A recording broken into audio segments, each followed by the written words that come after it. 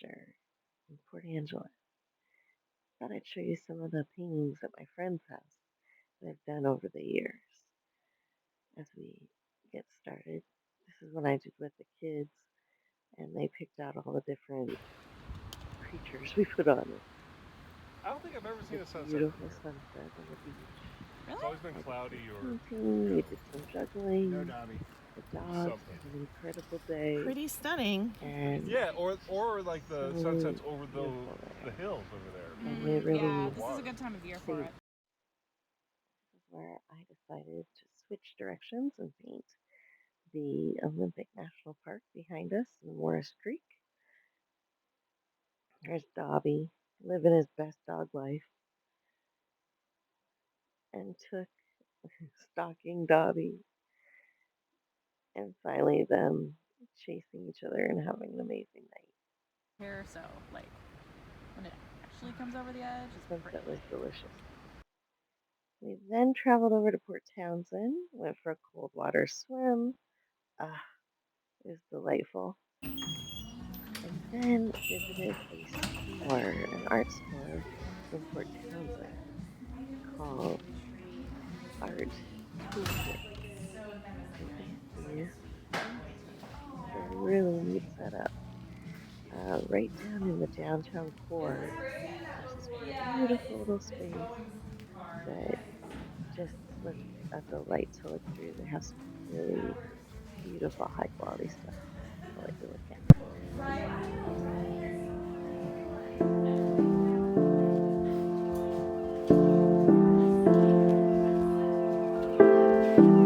Karen Dosh pencil.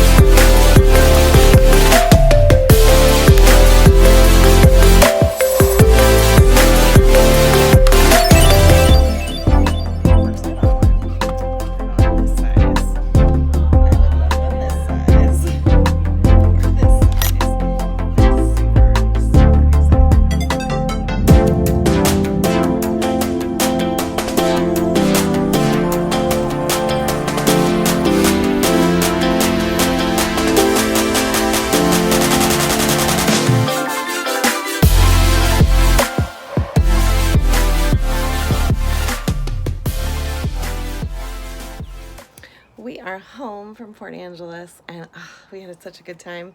And I loved that little art store. It was not the cheapest, but we were in a touristy location, so I'd expect nothing less. I wanted to show you a little bit of what I got from there, and then also show you the painting I did on the beach of the river, not of the beach. I've done quite a few of the beach there. I'm going to start with, I actually bought a book. I very rarely buy books. This is a Urban Sketchbook handbook. It was $20. Color first, ink later. Mike Yoshika Dakubara. It's by that person. What I loved about it was a great way to take in kind of a demo, and I really like the size of it and being able to just stick it in when I'm traveling. Sometimes I'm always looking for kind of perspective, and I love urban sketching principles. I don't often finish a sketch on site. I usually go back and ink it later. So I wanted to kind of see what doing the color first would be about. I also got this little nature journaling zine for free. It was from the Wild Wonder Foundation, and it was at their store. And I wanted to say what their store name was. I did contact the gal and the owner, and she's just delightful. And I'm so excited that she's doing well there, and they're gonna host classes soon there. Art anywhere, anytime, anywhere. And Art Toolkit is the name of the store, and it's in Port Townsend, Washington. And then the big kind of money maker, actually, I got some Karen Dosh pencils. It's got a couple colors. I always like buying kind of the 3 primaries in a little bit different color, and then of course I needed a new white. I didn't have my white. Karen Dosh was gone. I think I had used it up. And then I did buy one of their little tiny palettes, and it was definitely more expensive than my my little Altoid tin palettes, but it's a lot less weight. So I wanted to open it up, and I've already modified it just a little bit, but not too much. So it comes in this cute little bag, Art Toolkit, and then it does say Art Toolkit engraved. And the website is art-toolkit.com, and I know they have a really busy online store. And then what I did was I added some bigger pans. It came with a bunch of little square pans. There's a magnet in the bottom, and I wanted to be able to fill up with color and then have a couple places to mix on site. I loved the slim nature and just the tiny quality. This is the smallest one they have, and I went for the smallest because it's kind of the only reason to get something that expensive was to get it as small as possible. They also had some standard watercolor pans, so I bought, just to be able to get those bigger pans, I actually put the little square pans in here that I took out, and then I'll probably use these in my Altoid tin pans or tin palettes too. But I really, really like this size, and because I do hike, man, that will really lighten my load, even from a Altoid tin to this. This is a lot less weight. Especially if I'm just going out for the night.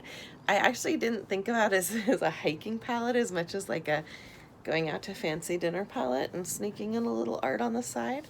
The other things I wanted to show you is I brought my finder up to Port Angeles with me. That was from a previous video. I'll link it below. It's with Karita Kent, the finder episode. And because I always paint towards the water, the night of the big beautiful sunset, I ended up painting this, and this was facing back towards Morris Creek, and then this is Olympic National Park right here, and that's Hurricane Ridge, I believe, right there, which a lot of people will know if you've ever been to the park.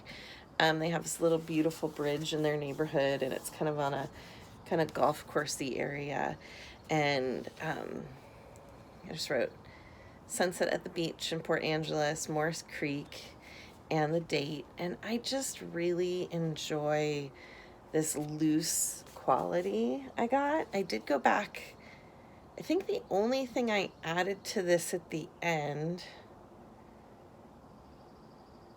the only thing I added was a little bit of inking in the hill, and I inked the tree just a little bit, and this piece of driftwood had kind of like disappeared into the sand, so I just inked that up, and I really, really enjoy it. If you are enjoying this content and enjoying seeing my creative adventures, please like and subscribe to this video, and just leave a comment below on what your favorite art adventures are. Please take care of yourself and each other. See you next time.